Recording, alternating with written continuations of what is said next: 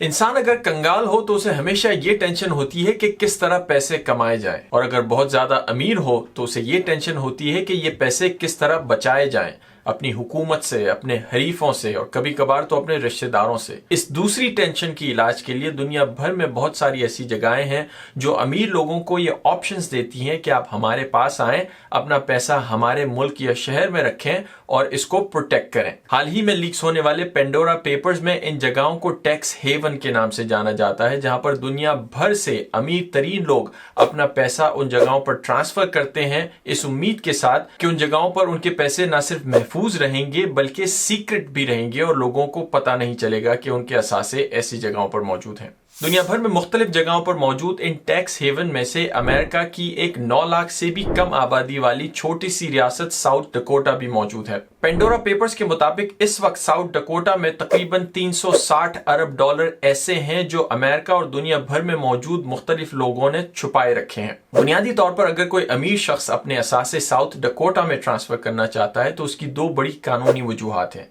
एक है प्राइवेसी और दूसरी प्रोटेक्शन।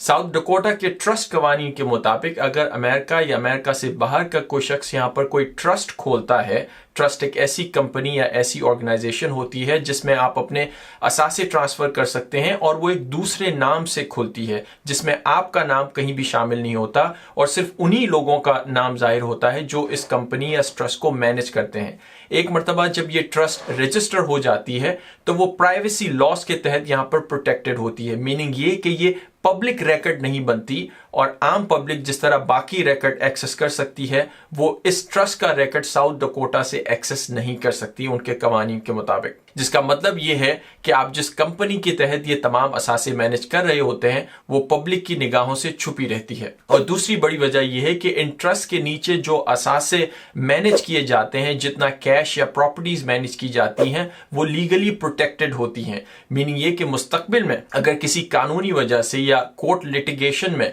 इन प्रॉपर्टीज की बात आती है तो कोई भी बैरूनी हुकूमत या कोई इदारा इन ट्रस्ट को या इनकी प्रॉपर्टीज को या जो मैनेज किए जा रहे हैं पैसे उनको एक्सेस नहीं कर सकता, इनको कानूनी प्रोटेक्शन हासिल होती है। अमूमन जब लोग बैंकरप्ट हो जाते हैं या कोई डिवोर्स प्रोसीडिंग्स होती हैं, कोई भी लीगल मामलात होते हैं और इनमें इनके असासों को तलब किया जाता है तो साउथ डकोटा में मौजूद जो आपके असासे हैं अंडर दीज ट्रस्ट उनको कानूनी तरीके से एक्सेस नहीं किया जा सकता। इस रियासत में ये कवानीन बनाने के मकसद ये है कि अमेरिका की बाकी 49 रियासतों से कम्पीट करने के लिए यहाँ के लोगों ने ऐसी पॉलिसीज बनाई हैं जिसके तहत वो अमेरिका भर से और दुनिया भर से इन्वेस्टर्स को ये इंसेंटिव्स देते हैं अट्रैक्ट करने के लिए कि आप हमारी रियासत में आएं और अपने पैसे या तो इन्वेस्ट करें या हमारे लॉस के मुताबिक उन्हें ऑपरेट करें ताकि वो पैसे यहाँ पर रहें। इसके अलावा अगर इन पैसों के जरिए या इन ट्रांजैक्शंस के जरिए साउथ डकोटा में अगर कोई इनकम बना रहा है, इजाफी पैसे बना रहा है इन ट्रस्ट के थ्रू,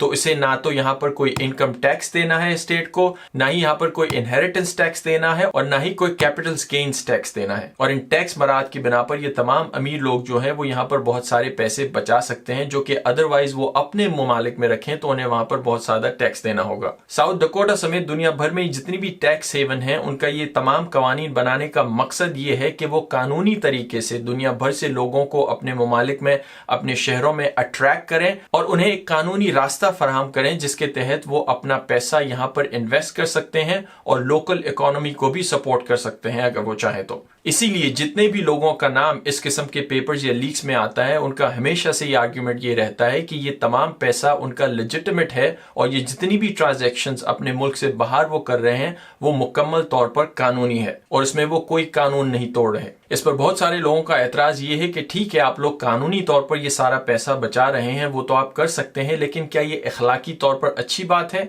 क्या आपको ऐसा करना चाहिए? खैर, चाहिए का जवाब मैं नहीं दे सकता, मैं सिर्फ ये कह सकता हूं कि मैं ऐसा नहीं करूंगा, लेकिन मेरे पास मिलियंस ऑफ डॉलर्स भी नहीं है और जब आएंगे उस वक्त मेरा जवाब क्या होगा ये मुझे नहीं पता।